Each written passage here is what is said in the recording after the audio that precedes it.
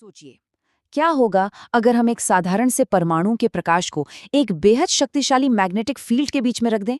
क्या वो वैसा ही रहेगा? जी नहीं। ये कोई साइंस फिक्शन नहीं है, बल्कि क्वांटम फिजिक्स का एक ऐसा गहरा रहस्य है जो सीधा आपके एग्जाम में छपने वाला है।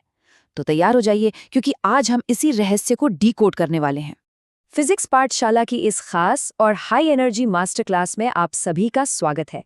आज का हमारा टॉपिक है क्वांटम ऑप्टिकल फिनोमेना। अगर आप क्लास 11th, 12th या फिर पीजीटी फिजिक्स जैसे कॉम्पिटिटिव एग्जाम्स की तैयारी कर रहे हैं, तो मानकर चलिए कि आज का ये सेशन आपके लिए एक रियल गेम चेंजर साबित होने वाला है। तो आज के हमारे इस सफर का रोड मैप बिल्कुल क्लियर है। हम शुरुआत करेंगे मैग्नेटिक फील्ड में स्पेक्ट्रा से, फिर समझेंगे जीमन इफेक्ट का जादू, उसके बाद पैशन बैक इफेक्ट की गहराई में जाएंगे, रमन इफेक्ट पर चर्चा करेंगे और एंड में एक क्विक रिवीजन के साथ कुछ तगड़े प्रैक्टिस क्वेश्चंस भी सॉल्व करेंगे। तो बिना किसी देरी के चलिए शुरू करते हैं। ऑलराइट, तो सबसे पहले हम डाइव इन करते हैं हमारे पहले टॉपिक में, मैग्नेटिक फील्ड में स्पेक्ट्रा। आखिर ये मैग्नेटिक फील्ड लाइट के साथ करता क्या है? आप जरा इस हिस्टोरिकल एक्सपेरिमेंटल सेटअप को देखिए। 1896 में पहली बार क्या किया गया, जब एक लाइट सोर्स जैसे कि सोडियम वेपर लैंप को एक बहुत ही स्ट्रॉन्ग इलेक्ट्रोमैग्नेट के दोनों पोल्स के बीच रखा गया और फिर उसे एक स्पेक्ट्रोग्राफ से देखा गया, तो पता है क्या हुआ? जो स्पेक्ट्रल लाइंस थीं वो अचानक से स्प्लिट हो गईं, यानी टूटकर अलग अलग हिस्सों में बट गईं। ये अपने आप में एक बहुत बड़ी डिस्कवरी थी। और इसी स्प्लिटिंग की घटना से जन्म होता है हमारी एग्जाम के मोस्ट फेवरेट टॉपिक का, द जीमन इफेक्ट। चलिए इसे थोड़ा डिटेल में समझते हैं। अब देखिए, जीमन इफेक्ट में लाइट को ऑब्जर्व करने का एंगल बहुत मैटर करता है। अगर आप मैग्नेटिक फील्ड के परपेंडिकुलर यानी ट्रांसवर्स व्यू से देखते हैं, तो वो ओरिजिनल लाइन 3 हिस्सों में स्प्लिट हो जाती है, जिसे हम ट्रिपलेट कहते हैं। लेकिन अगर आप मैग्नेटिक फील्ड की दिशा में यानी लॉन्गिट्यूडनल व्यू से देखें, तो यही लाइन सिर्फ 2 लाइंस में बढ़ती है, जिसे डबलेट कहा जाता है। इसे याद रखिएगा, ये आपके एग्जाम में डायरेक्ट क्वेश्चन बन सकता है। अब एग्जाम में जो सबसे बड़ा कंफ्यूजन होता है वो है नॉर्मल और एनॉमलस जीमन इफेक्ट के बीच। लेकिन ये बहुत ही सिंपल है। नॉर्मल जीमन इफेक्ट सिर्फ उन एटम्स में देखने को मिलता है जहां इलेक्ट्रॉन का टोटल स्पिन 0 होता है। दूसरी तरफ एनॉमलस जीमन इफेक्ट तब होता है जब मैग्नेटिक फील्ड वीक हो, और यहाँ हम इलेक्ट्रॉन के स्पिन को भी कंसिडर करते हैं। इसी स्पिन को शामिल करने की वजह से रेखाएं और भी ज्यादा कंपोनेंट्स में टूट जाती हैं। इसका एक बहुत ही क्लासिक एग्जाम्पल है सोडियम की डी लाइंस का स्प्लिट होना। जब हम इसे एक वीक मैग्नेटिक फील्ड में रखते हैं, तो एनॉमलस जीमन इफेक्ट की वजह से ये सोडियम डबलेट कुल 10 अलग अलग लाइंस में स्प्लिट हो जाता है। जी हाँ, पूरे 10 लाइंस में। ये क्वांटम फिजिक्स का एक बहुत ही शानदार फिनोमेना है। और हाँ, इस एनर्जी स्प्लिटिंग को कैलकुलेट करने के लिए आपको ये फॉर्मूला बिल्कुल अपने दिमाग में छाप लेना है। Lorentz unit E into H divided by 4πme EH by 4πme। ये फॉर्मूला आपके कॉम्पिटिटिव एग्जाम्स के लिए लिटरली एक संजीवनी बूटी है। इसे कभी मत भूलिएगा। खैर, ये तो बात हुई वीक फील्ड की, पर सोचिए क्या हो अगर हम मैग्नेटिक फील्ड की ताकत को एकदम से बहुत ज्यादा बढ़ा दें। यहीं पर एंट्री होती है हमारे अगले बेहतरीन कॉन्सेप्ट की, पाश्चन बैक इफेक्ट। इसे ऐसे समझिए, वीक मैग्नेटिक फील्ड में जो ऑर्बिटल और स्पिन एंगुलर मोमेंटम होते हैं वो एक दूसरे के साथ बहुत मजबूती से जुड़े रहते हैं, जिसे हम स्पिन ऑर्बिट कपलिंग कहते हैं।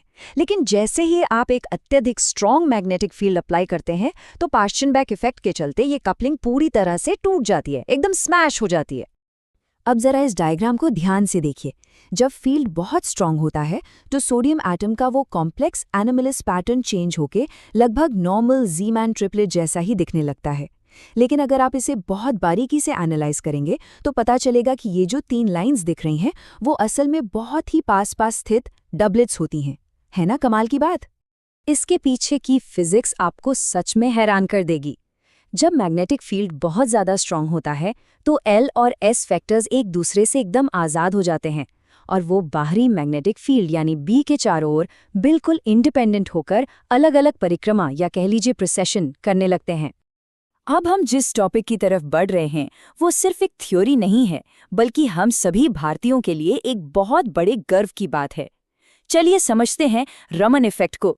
रमन इफेक्ट का सीधा सा फंडामेंटल रूल ये है कि जब भी मोनोक्रोमैटिक लाइट किसी पदार्थ से टकराती है तो उसका अप्रत्यास्थ प्रकीर्णन यानी इनइलास्टिक स्कैटरिंग होता है। महान वैज्ञानिक सीवी रमन जी ने 1928 में इसे खोजा था, जिसके लिए उन्हें 1930 में नोबेल प्राइज से सम्मानित किया गया। इस प्रोसेस में ऊर्जा में जो बदलाव आता है उसे हम स्टोक्स और एंटी स्टोक्स शिफ्ट कहते हैं। अब आप सोच रहे होंगे कि इसका मॉडर्न दुनिया में क्या काम? आज के टाइम में रमन स्पेक्ट्रोस्कोपी के एप्लीकेशंस लिटरली हर जगह हैं। फार्मास्यूटिकल कंपनीज में दवाइयों के वेरिफिकेशन से लेकर मैकेनिकल स्ट्रेस एनालाइज करने तक, बायोटेक्नोलॉजी और यहाँ तक कि फोरेंसिक्स और पर्यावरण की निगरानी में भी ये किसी भी मॉलिक्यूल का फिंगरप्रिंट स्कैन करने जैसी एक मैजिकल टेक्निक है। चलिए, थियोरी तो बहुत हो गई, अब वक्त है आपके दिमाग की कसरत का। रेडी हो जाइए हमारे इस rapid fire quick revision round के लिए, जिससे पता चलेगा कि आपकी तैयारी कैसी चल रही है। तो मेरा पहला सवाल आपसे ये है, वो कौन सा इफेक्ट है जिसमें एक्सटर्नल मैग्नेटिक फील्ड इतना पावरफुल हो जाता है कि वो एटम की स्पिन ऑर्बिट कपलिंग को पूरी तरह से तोड़ देता है, उस पर हावी हो जाता है? सोचिए सोचिए। और इसका एकदम सही जवाब है पास्चन बैक इफेक्ट। बिल्कुल, इसी स्टेज में आकर हमारे L और S वेक्टर्स एक दूसरे से डीकपल हो जाते हैं। इस कंसेप्ट को हमेशा के लिए लॉक कर लीजिए। ओके, अब बढ़ते हैं दूसरे सवाल की तरफ, जो एकदम एग्जाम पैटर्न पर बेस्ड है। जीमन इफेक्ट के सिलेक्शन रूल्स के अनुसार मैग्नेटिक क्वांटम नंबर ML यानी ML में कौन-कौन से बदलाव यानी अलाउड चेंजेस पॉसिबल हैं?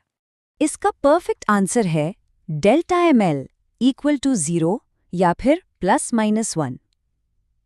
यह रूल बेहद क्रूशियल है, क्योंकि यही डिसाइड करता है कि लाइट के कौन से रेडिएशंस ट्रांजिशंस असल में पॉसिबल हैं और कौन से नहीं। रिवीजन के बाद अब फाइनली हम आ गए हैं अपनी मास्टर क्लास के आखिरी पड़ाव पर, यानी प्रैक्टिस और मोटिवेशन सेक्शन में, क्योंकि प्रैक्टिस के बिना फिजिक्स अधूरी है। अब मैं आपको एक बहुत ही तगड़ा हाई लेवल का प्रॉब्लम देकर जा रहा हूं। ध्यान से सुनिए। अगर सोडियम की D1 लाइन, जिसका वेवलेंथ 589.8 नैनोमीटर है, वो 0.0 डिवाइस 0.022 नैनोमीटर के डिफरेंस से स्प्लिट होती है, तो आपको सूरज के मैग्नेटिक फील्ड की पावर कैलकुलेट करनी है। जी हाँ, ये कोई मामूली सवाल नहीं है, बल्कि सोलर मैग्नेटिक फील्ड के रियल मेजरमेंट पर बेस्ड है। इसे जरूर सॉल्व कीजिएगा। तो आज के इस सेशन ने ये बिल्कुल क्लियर कर दिया है कि लाइट और मैग्नेटिज्म का जो ये खेल है वो कितना गहरा और फैसिनेटिंग है। जीमन इफेक्ट से लेकर रमन इफेक्ट तक इन कंसेप्ट्स ने यूनिवर्स को देखने का हमारा नजरिया ही बदल दिया है। जरा सोचिए, अगर हम न्यूट्रॉन स्टार्स जैसे एक्सट्रीम मैग्नेटिक फील्ड्स की स्टडी करें तो क्वांटम फिजिक्स के और कौन से माइंड ब्लोइंग रहस्य सामने आ सकते हैं। बस सोचते रहिए और सीखते रहिए। अगर आपको ये मास्टर क्लास पसंद आई हो तो फिजिक्स पाठशाला के इस सेशन को लाइक करें, अपने दोस्तों के साथ शेयर करें और हमारे चैनल को सब्सक्राइब करके बेल आइकन जरूर दबाएं। अपने लिमिट्स को हमेशा पुश करते रहिए। All the best for your exams.